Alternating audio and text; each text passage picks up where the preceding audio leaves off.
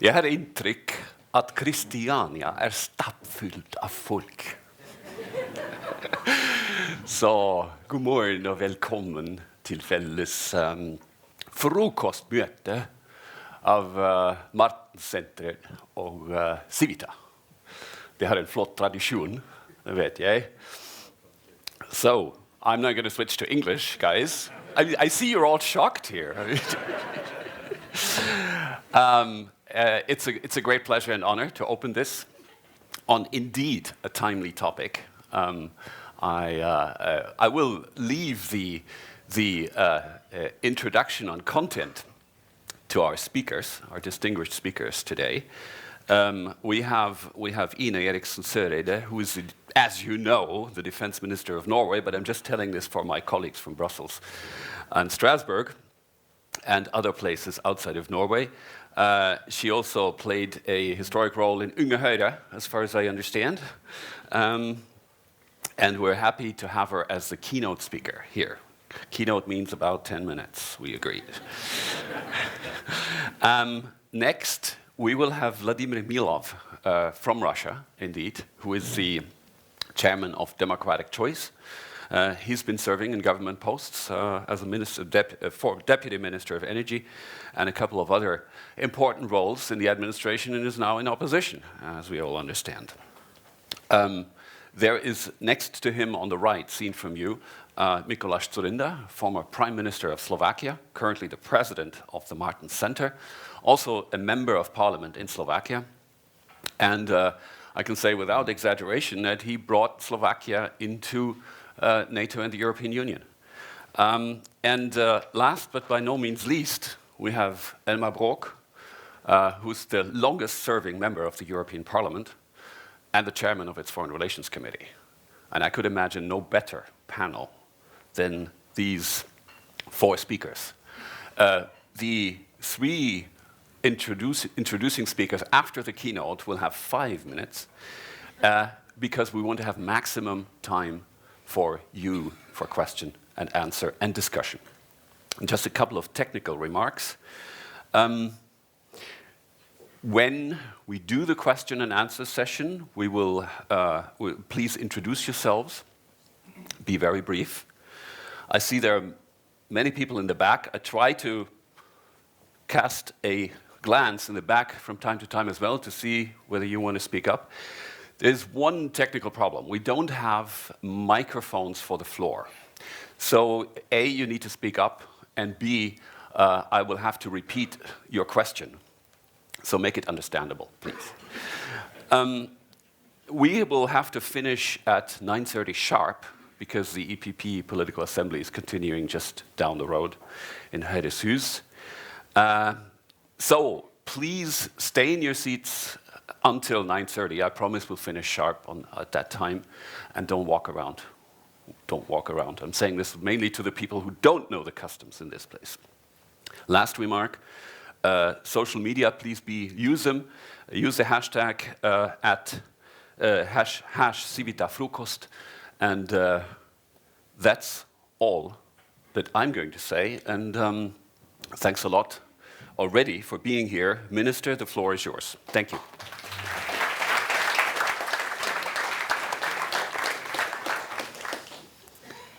Thank you so much. The 10-minute limit is now interpreted to him tapping me on the shoulder after 20, so I will try to be a bit shorter than that.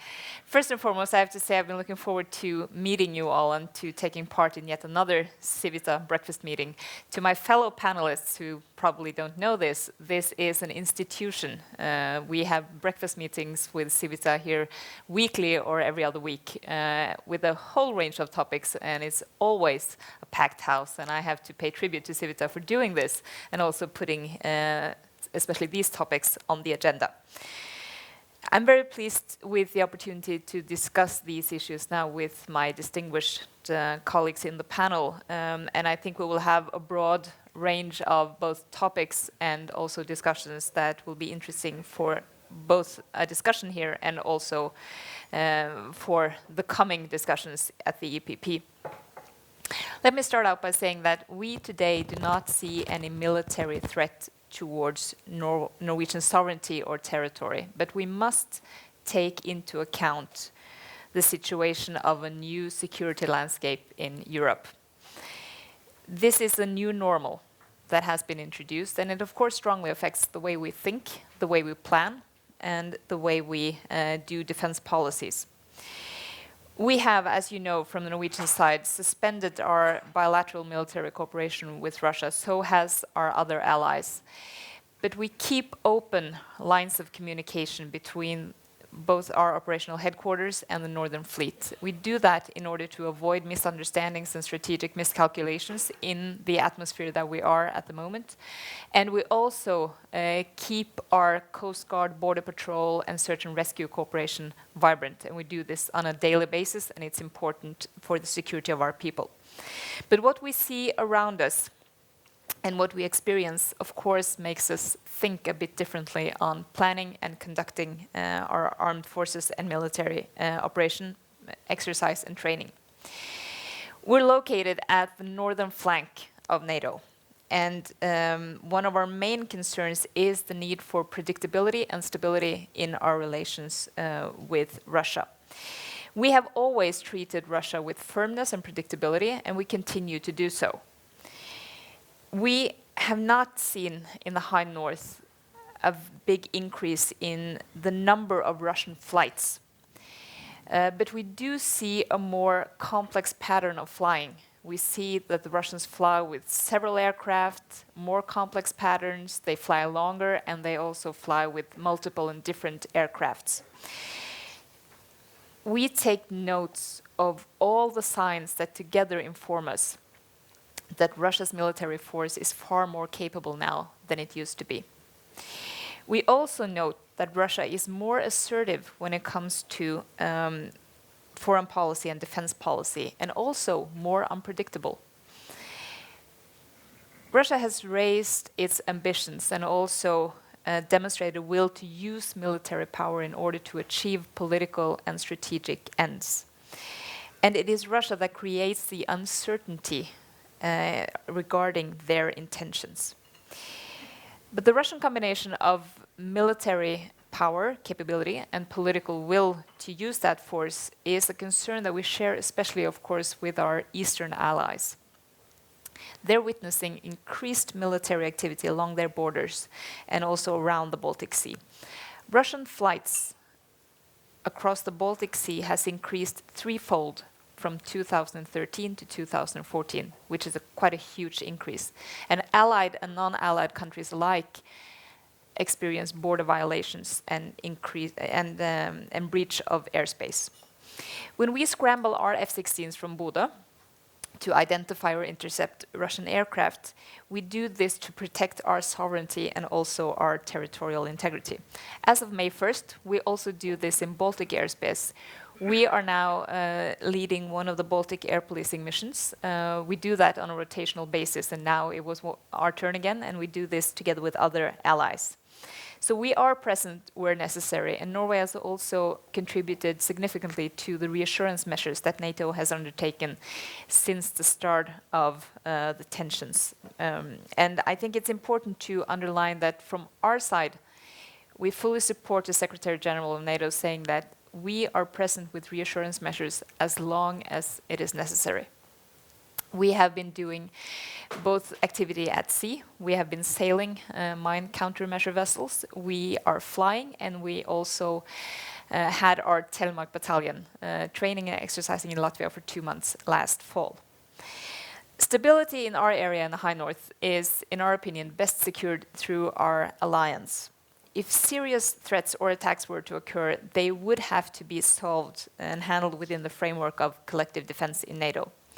So both NATO and the European Union have undertaken measures within their respective areas of responsibility to address the new security situation. We obviously have different toolboxes, but at the same time, we have demonstrated from both organizations and alliances both the resolve and the will to respond to the challenges from Russia. We have, as I mentioned, from NATO's side, implemented reassurance measures. We're currently also doing an upgrade on collective defense and reinforcement of that collective security. At the same time, we are undertaking the measures from Wales, and we are doing, among other things, a pilot of the new Spearhead Rapid Reaction Force. We do this from Norwegian side together with Germany and the Netherlands, and it is extremely important because we need to be able to react quicker in the framework of NATO. And equally, the EU has adapted restrictive measures, and we are joining those measures. And I have to say that equally important as actually undertaking measures is the fact that we have been doing it together. I think this is extremely important for European cohesion and response. And the challenge we face actually tells us that we need a closer cooperation between NATO and the EU. That has been a Norwegian position for a very long time. But we see challenges also coming from other areas around NATO, from the southern flank as well as the northern. We also have a common interest in countering hybrid threats. I have to say, though, that hybrid threats are nothing new. It seems like the word has come to life again over the past year, but it is nothing new. It just takes new forms and new shapes. And they combine the conventional attacks with subversion, cyber attacks, deception, disinformation, and what we can see is that the unconventional means, they are in a way specifically designed to cast doubt into decision-making processes. And what we also see is that hybrid means are often used by the inferior part in a conflict. Now we see a change in that. We see Russia using it as the superior part in a conflict. That is something new and adds something new to the security policy landscape. We do joint exercises, joint training, sharing of information, typical area where we could work even closer together. We also use the framework of the Nordic Defence Cooperation to increase participation with other nations as well. Members and non-members of NATO and EU alike can come together in the framework of the Nordic Defence Cooperation to do joint training and exercise. As we speak, as we stand here, we have a huge joint Air Force training in the High North, Arctic Challenge exercise. We have our 11 nations and also units from NATO AWACS.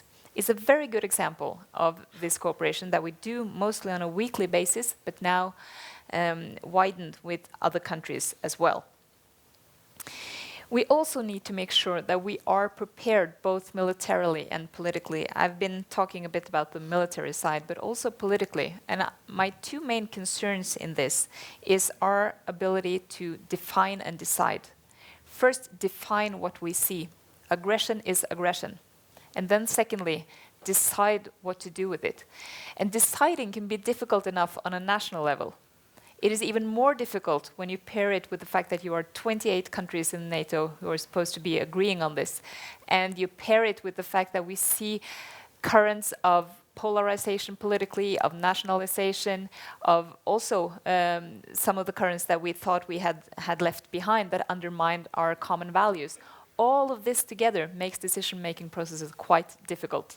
But still, we need to be able to decide and also define. We also recognize the need for better burden sharing. That's why we, from the Norwegian side, we're investing in high-end capabilities. We're doing reform of our armed forces. We are increasing our budget and will continue to do so. But we also need to build security with others. We will develop our military forces in accordance with the existing and future challenges. Many of the future challenges are still unknown to us, but we still have to be prepared for what they will be. And last year's developments have showed us that defense planning must take into account an increasingly complex and also unpredictable future. The old conventional threats are still there. They do not disappear when new ones come along. So they just merge with the new ones. and presents us, of course, with a multi-layered threat situation that is extremely complex to counter.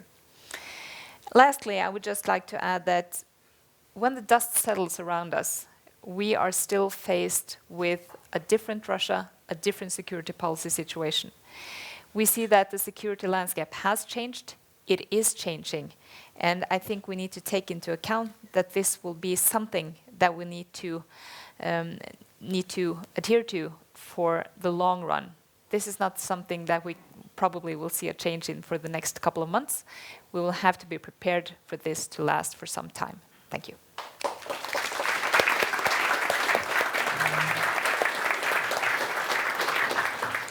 Thank you so much, Minister. Actually, only 2 minutes over time. Excellent. So, you said we have to define what we see, and I think we should now ask Vladimir Milov, what do we see in Russia? I think ever since the 1950s, this is the point when the West was least aware of what exactly is going on behind the walls of the Kremlin. So, Vladimir Milov, please come here, it's the tradition.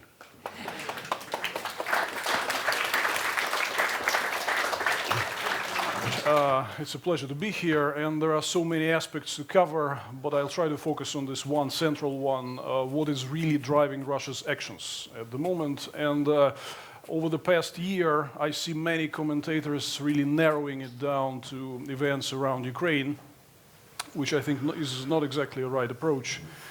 We've got to look at the bigger picture. My idea is that dominance over the post-Soviet space actually over years became the key major element, the central focal point of Putin's international and domestic policy.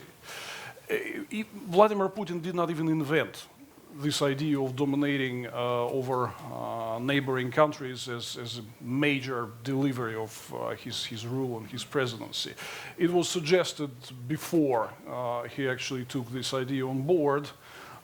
In late 90s, early 2000s, it began with Russian businesses acquiring strategic assets in different sectors of the economies of neighboring countries. And at some point, even people who are called liberals in Russia have formulated the idea that basically in business terms we should become stronger by incorporating everything around us which is weaker. This was exactly this way formulated in 2003 in a famous speech and article by Anatoly Chubais called Liberal Empire, which he presented in a positive sense, that Russia should dominate neighborhood by being the champion of reforms and liberal freedoms and so on. What Putin did is he took the empire idea and basically only switched sides, and it was a reflection that was a great demand within the Russian establishment even 10 years, 15 years ago, to actually create some kind of a resurgence project of making Russia politically stronger, internationally stronger. And it was a very, very clear idea that establishing control, restoring control over post-Soviet space is something which laid on the surface. So what I'm saying is that this approach, which we currently see to international politics from Vladimir Putin's government, is much more deep-rooted. It's much more systemic than just, you know, one crazy man taking over a nuclear state. So I think this is why I agree with the notion that we would have to deal with the much longer consequences of what we are seeing right now in Eastern Europe and the post-Soviet space. And this is much more systemic than just personal Vladimir Putin's attitude. What we have is we have basically two camps within Russia, two political camps as far as international politics and primarily politics concerning the so-called near abroad are considered. One camp is a very much traditionalist, conservative and expansionist camp, which preaches exactly this ideology of establishing control of everything we can swallow around us to make ourselves stronger, to reassert ourselves internationally, and so on. There is the other camp, which I and my colleagues in the recently formed coalition of democratic parties represent. We like to treat our neighbors as equals, as independent sovereign states, as partners, not colonies, and we should together build a peaceful and prosperous European future. You could clearly see in the opinion polls and in Russian propaganda that this second approach, respectful approach, European approach, is not dominating in Russian politics at the moment. Eventually, things will change. However, I warn against any predictions that this might happen anytime soon. I see that a lot of commentators in the West have this really overly optimistic hopes that, you know, at some point the opposition will overthrow Putin and things are going to go back to normal. Even if theoretically it will be the case, I have to say that this fight between two camps and two approaches to foreign policy, the expansionist approach versus a pro-European democratic approach, this fight will continue. It's pretty far from being over. And frankly speaking, Russia is not unique in this regard, given many examples of countries with post-imperial syndrome. But I have to say that the main message is obvious, I think, that people who believe that what happens with Russian intervention in Ukraine, with annexation of Crimea, with much more assertive foreign policy is just a result of some crazy ideas on the mind of certain top decision makers, it's oversimplifying the situation. It had evolved and emerged on a systemic basis for 10, 15 years. And frankly speaking, the rift between Russia and the West, it did not begin only within the past year. You can recall famous Putin's Munich speech in 2007, which was an outright declaration of actually political breakup with the West. And it did contain a lot of mentioning of the post-Soviet space and Russia's ambitions to control post-Soviet space as you know, the key element sparking this conflict. So, to make the long story short, I would strongly advise to treat these issues which recently happened between Russia and the West, between Russia and the post-Soviet space, as a part of a much bigger systemic picture, not just associated with the personality of Vladimir Putin, no matter how notorious role he can play in this situation personally. So I think if we are talking about developing some longer-term strategy, we need to understand the systemic nature of these events. However, there is hope. And I can tell you that I would like to conclude my remarks saying that there is the camp in Russia which is committed to promote totally different view of the world, totally different values.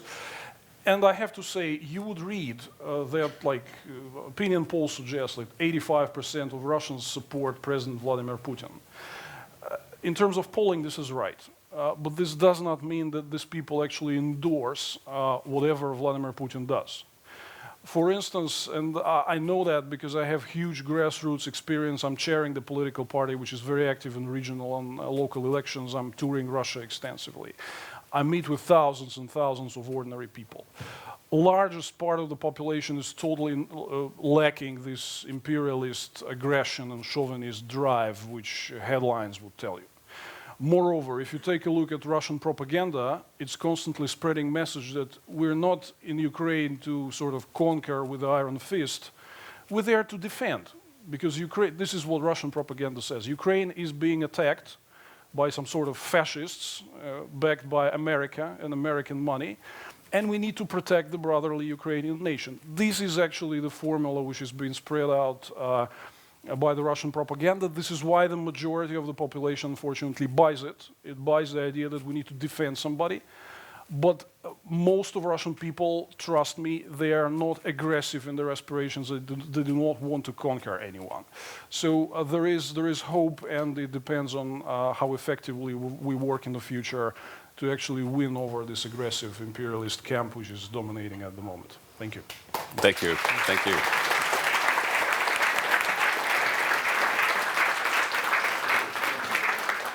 Yeah, I believe the sentence, there is hope, is the most important one, but also thank you for your insights.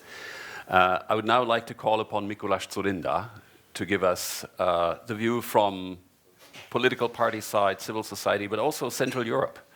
Come please, yes, to the lectern. Thank you, Roland, Madam Minister, ladies and gentlemen, dear friends. At the beginning, I would like to thank Civita for a very productive cooperation with the Martens Centre in organizing this event. So I should begin in the point when Madam Minister finished her intervention. What the West should do under these circumstances. Several days ago, I heard from some another Russian dissident that it is not the strength which provokes Putin or a dictator. This is the weakness. If this is true, and I guess that it is true, I have some experience also from my home several years ago. We just should be stronger. We should be strong enough to resist and to compete with such type of politics. What does it mean in practice to be stronger? First of all, I believe that we should boost our economies. And we help our friends, not only in Ukraine, but also in Moldova, in Georgia, to promote reforms, to modernize the countries, to beat corruption. And this is what, by the way, Martens Centre for European Studies, a think tank affiliated with the European People's Party, which I preside, does. We operate in Ukraine since December of last year, sending the best politicians from the past, reforming our countries. Until now, we sent already 6 leaders, 4 former prime ministers and 2 ministers of finance, the main designers of our reforms in the countries, passing from communism to freedom, to market economies, to help Ukrainians in direct communications with students, with the public, to promote reforms. But we need reforms also in our countries, in older democracies, in order to be able to provide more money for defense, for instance, to boost our budgets. And this is the second area in which we should do more. When I finished my job in Slovakia after 8 years in service in 2006, I served together with Prime Minister Bondevik at the time. And when I finished my job, Slovakia was able to give 2% of our annual GDP to the defense.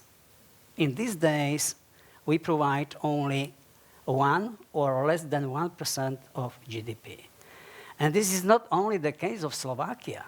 We should be able to provide much more money, and we should be courageous enough to speak to the public that freedom is not a free lunch. And we should invest much more than before to defend our values and our everyday lives. We should cooperate more among our military forces. Secretary General of NATO, Rasmussen, announced several years ago an ambitious approach, sharing and pooling. We should continue in doing this because it unites us and it helps to save money. So this is the second area in which we should be much stronger in Europe or as the West as before. And last but not least, I believe that we should change a little bit also our politics to be stronger or to be strong enough. What I mean? I mean that we should change the main paradigms guided both the West but also Russia. I am pretty sure that the West is guided by the paradigm that the Ukrainian conflict cannot be resolved without Russia. And Russia is very confident that we, the West, will not deviate from that paradigm. Therefore, Russia is self-assured that only Russia can decide whether there will be peace or instability in Ukraine. It is not easy, but I am pretty sure that we have invalidate, we should ruin this paradigm. And being strong enough, it will be possible to change this paradigm.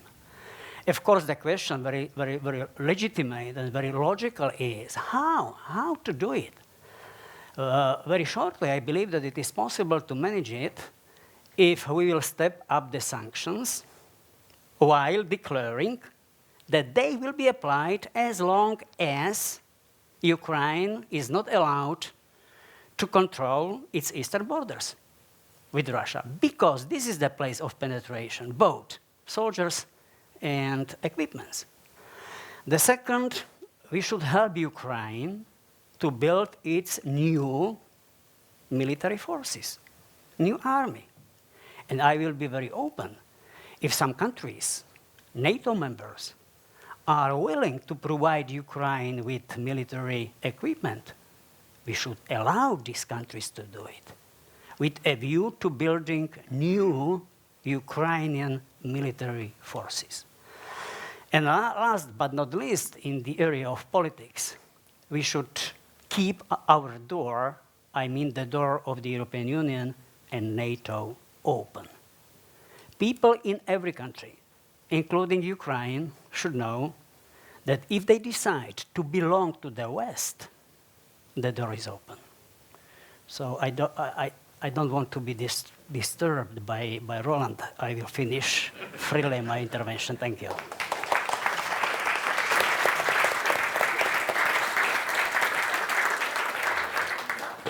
It's scary to be so scary to speakers. Thank you very much. I think these were extremely clear words. And I now have the honor and the pleasure to call Elmar Brok to the lectern to give us his view on what the West should do and how the West should react. Thank you.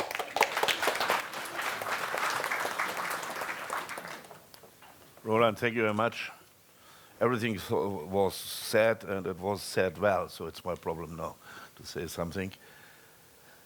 If we define the Russian goals, then it's rightly, as Vladimir said, not just a question to consider the post-Soviet empire that. I think it's strategically more, and especially in Oslo, I would like to say. They have a more strategic, aggressive sense to go to the Arctic because of the raw materials, oil and gas, and also because of new shipping lines, which might come because of climate change. This, I think, is not really considered in my country, in other Western European countries, and in Brussels in the same way it has strategic importance. The second point is, we have now not just communism as in the past, but Moscow came back to the old orthodoxy and fundamentalist values. These values apply to the Balkans, where there is new, aggressive, diplomatic and economic policies of Russia to find.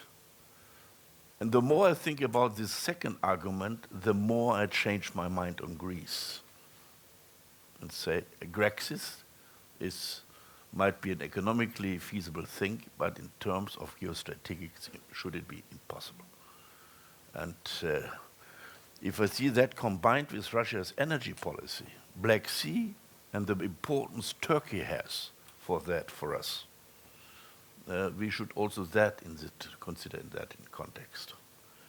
We see that Russia is, as it was said in this post-Soviet imperial thinking, in a way to be much more broader, much more imperialistic than it was in the last decades of the Soviet Empire, where this Soviet Empire was seen in a way of defensive threat in European terms. Afghanistan was a different story, But now it's not defensive anymore, as in the 70s and 80s.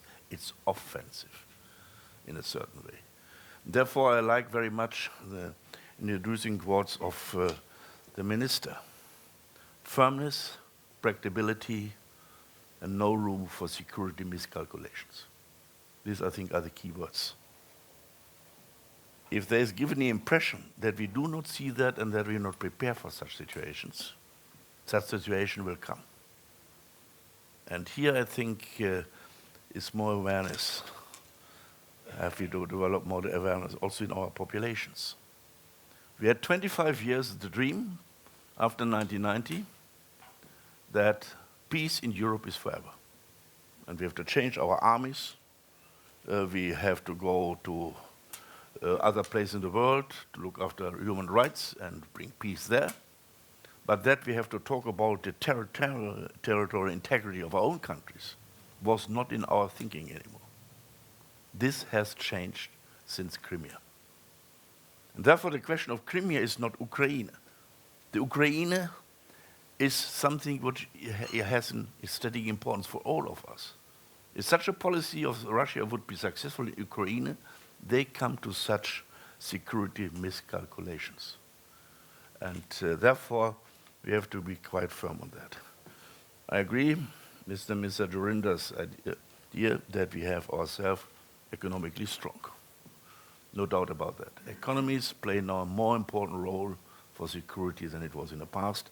And how economy and then security policy is developed, China is a very good example. It's a very clever example of them, how they do that. And it applies to every region. Therefore, to develop the European Union and the European Economic Area to a successful, economically successful region, it's clear. And we've talked these days that Russia is not invited to G7. We had last week a big debate about that in Germany. Should it be not invited there? Okay, we have to keep all discussion channels. Never stop channels in order to find solutions. But what it means G7? The 7 most successful, most strongest economic countries which are democracies. That was the idea of G7. But Russia is not anymore a democracy. So it does not apply to the rules. And secondly, it's not economically strong. That is one of the problems that it's come to this nationalism. That way, as Chuba said it, to be strong but economically and democratically well developed has finished. Russia is an economic state like it was in the 80s. No self-relying economy, no progress there, still relying totally on exporting raw materials. And if the prices go down, it's a disaster. It's a similar situation to the 80s. And then you have to use more the other part we discussed about it in order to keep your population. And if at the same time, now I come to Dzurinda's argument back, the Ukraine would become, in democratic terms, in rule of law, anti-corruption, and economically successful, a success story. It will be the end of the Putin regime, because he cannot tell anymore that Russia needs a Putin system. Therefore, it's also this debate we have to lead. But we have so strong military. We have enough money for that. And we spend enough money for that. And these rules, 2% in NATO, this 2% NATO rules from GNP, we never get anymore, despite what I've said before. This 2% goal becomes something like the 0.7 millennium goals. It's in every paper, but nobody believes in it. And therefore, I believe we have to do more together. The European Union member countries spend every year 186 billion euros for defense. That is more than double so much as Russia. And we have more than 2 times so many soldiers as the United States of America. But we have armies where the overhead costs to 70–80%. And I was told that my beloved leaders in Germany said, no, it's bad, good in Germany, it's only 48%.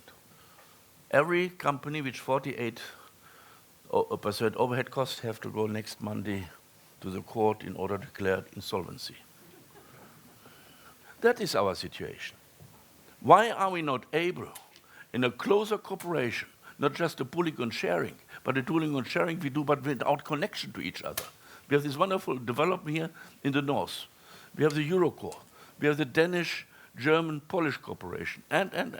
But member countries do not allow to put that together in one headquarter in Brussels, complementary to NATO,